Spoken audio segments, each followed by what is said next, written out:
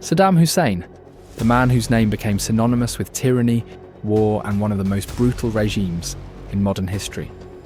He was a man feared by millions, yet revered by some as a symbol of Arab resistance against the West. But how did a young boy from a small village in Iraq rise to become one of the most infamous dictators the world has ever known? And what role did America play in shaping the monster he became?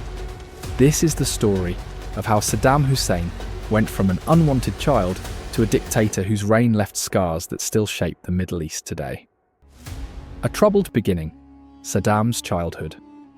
Saddam Hussein was born on April 28, 1937, in the small village of Al-Auja, near Tikrit in Iraq. His early life was marred by poverty, violence and rejection.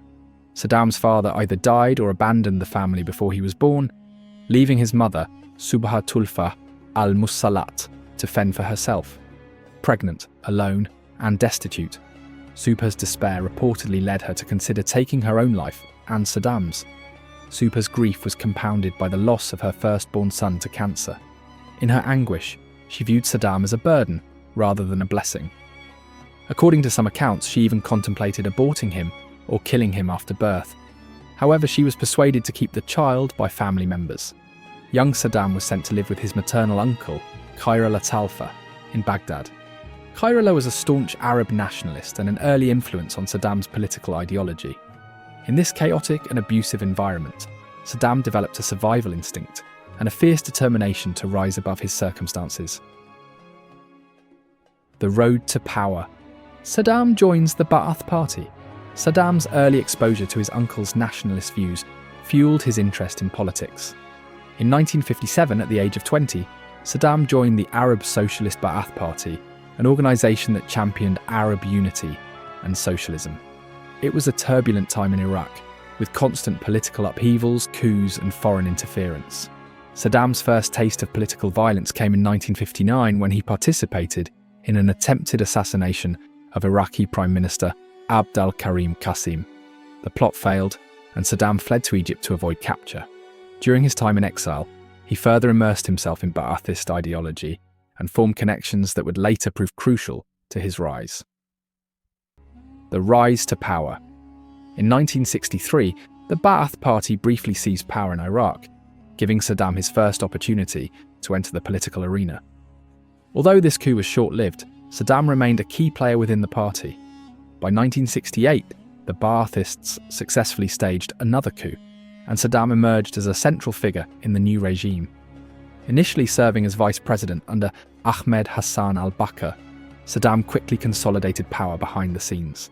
He built a vast network of informants, eliminated rivals, and centralized control. By 1979, Saddam forced al-Bakr to resign and officially took the reins as Iraq's president. Saddam's dictatorship. Saddam Hussein's rule was characterized by a mix of brutality and ambition. His government implemented sweeping modernization projects, including education reforms, infrastructure development, and the nationalization of Iraq's oil industry. These efforts briefly elevated Iraq's economy and regional influence.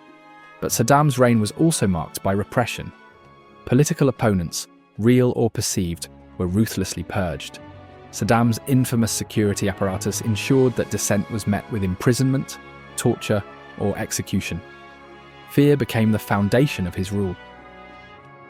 The Iran-Iraq War, 1980-1988.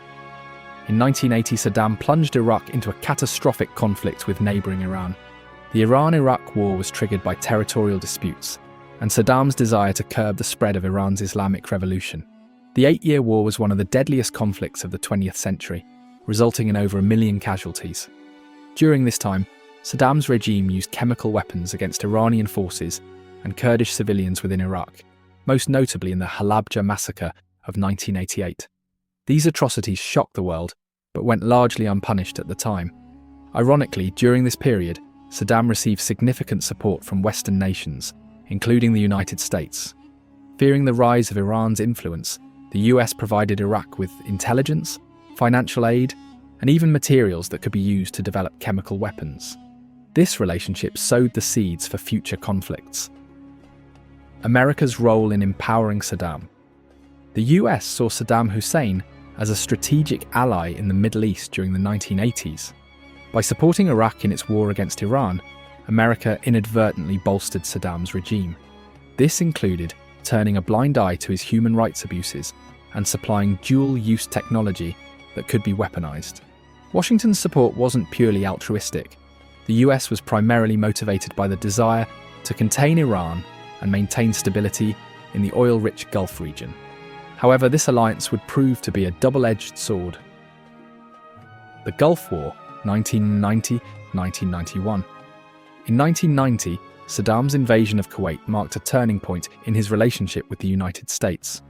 Citing economic grievances and territorial claims, Saddam's forces quickly overran Kuwait, triggering international condemnation.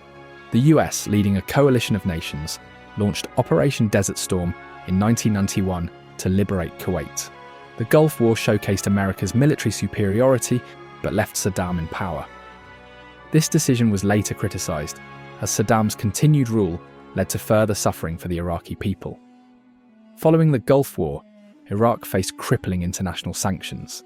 These measures devastated the Iraqi economy and led to widespread suffering among ordinary citizens.